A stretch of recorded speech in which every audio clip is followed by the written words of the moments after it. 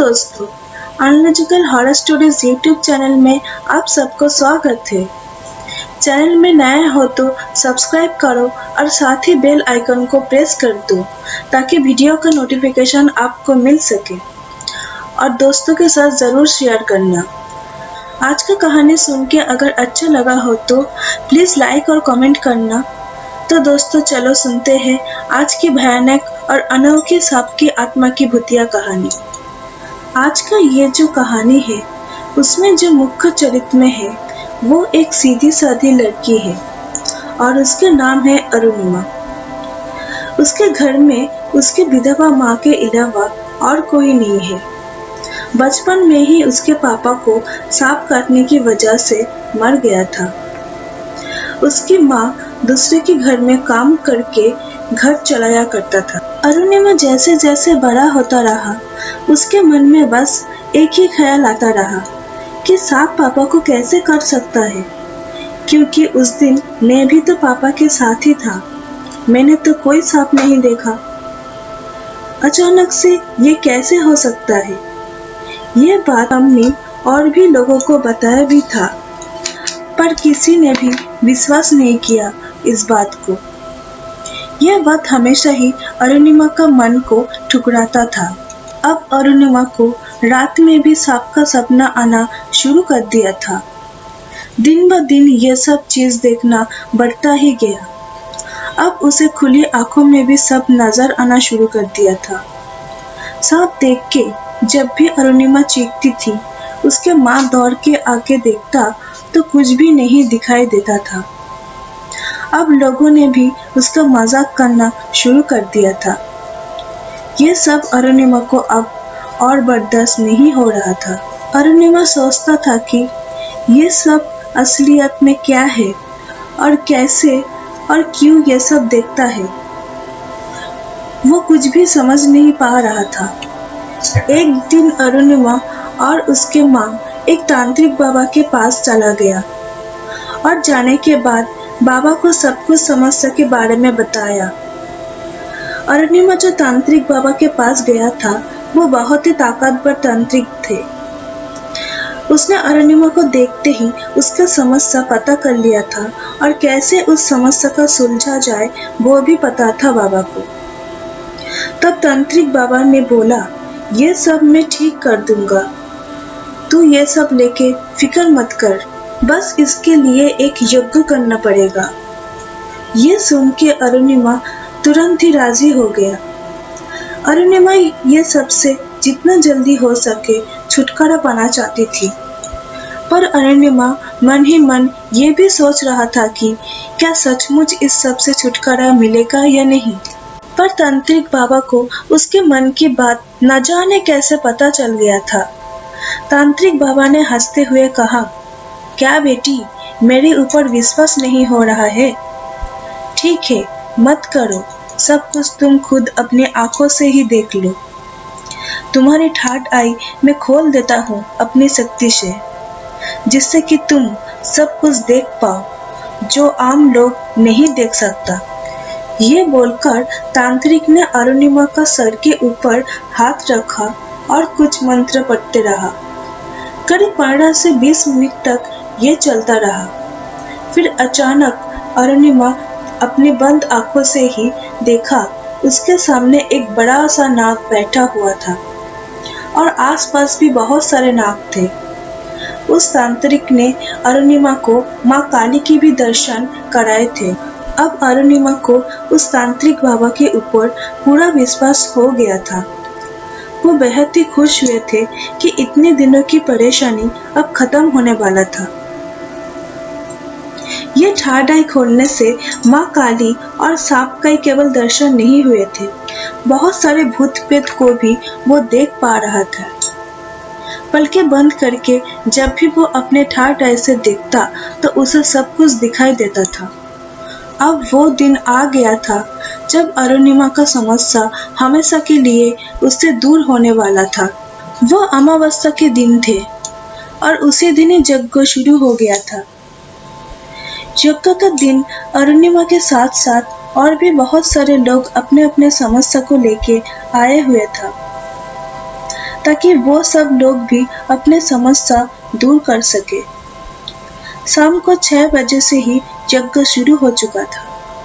यज्ञ शुरू होते ही अरुणिमा अपने आंख बंद कर लिए थे और अपने ठाठ आय से सब कुछ देखने लगे। यज्ञ जब तांत्रिक ने शुरू कर दिया था, तब अरुणिमा देखा कि तांत्रिक बाबा यज्ञ में अपने मंत्र पढ़ते हुए माँ काली का जब आह्वान किया, तभी माता भद्रकाली की आविर्भाव हुआ और अरुणिमा के आंख में वो सब प्रकट होने लगा। अरुणिमा माँ भद्रकाली को साफ साफ देख पा रहा था। माँ की ऊंचाई इतना लंबा था कि मानो 200 फीट के बराबर है और चेहरा भी बहुत भयानक था।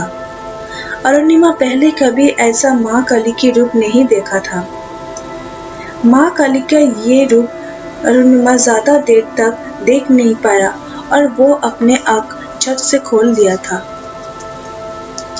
फिर तांत्रिक बाबा ने बोला कि बेटी आँख मत खोलो, आँख बंद करके सब कुछ देखो कि इस यज्ञ की आग में कितने सांप की आत्मा और भूत प्रेत जलाता हूँ और तुम्हारे साथ साथ दूसरों के अंदर भी कितने प्रेत है और वो सबको कैसे आग में जलाता हूँ। तुम सबको देखो और सबको ये सब बताओ। तब तांत्रिक बाबा के ये बात सुन के डरते हुए अरुणिमा अपने आँख बंद कर लिए और फिर से देखने लगा सब कुछ। अरुणिमा यज्ञ के सामने बैठ गया। तभी एक दूसरे आदमी का समस्या का हल सुलझाने के लिए बाबा उस आदमी को अपने पास बुला लिया। फिर मंत्र के बल से उसके अंदर से भूत निकाल के यज्ञ की आग में डाल के जिंदा प्रेत सबको जलाने लगा। और उसी टाइम अरुणिमा को भी तांत्रिक बाबा ने पूछने लगा कि बेटी तू क्या देख रही है, सबको बोल। तभी अरुणिमा सबको जो जो भयानक प्रेत दिखाई दे रहा था सब बताने लगा। अरुणिमा काफी सारे प्रेत को जलते हुए देख रहा था और ऐसे चलते चलते भयानक दानव और भूत प्रेत देखने लगा।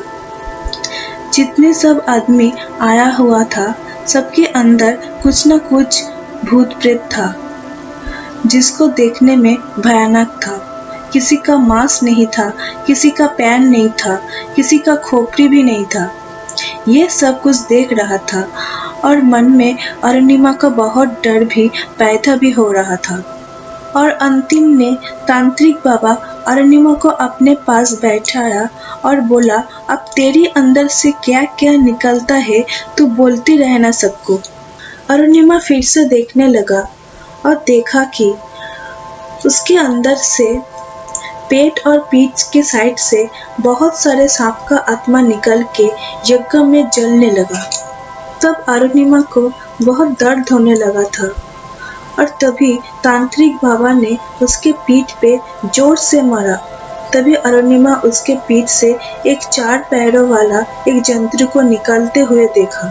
वो कोई मामूली जंतु नहीं था, वो एक प्रेत था जिसको देखने में बिल्कुल बड़े एक गिरगिट के जैसा ही था, मगर बहुत ही बड़ा और भयानक भी था।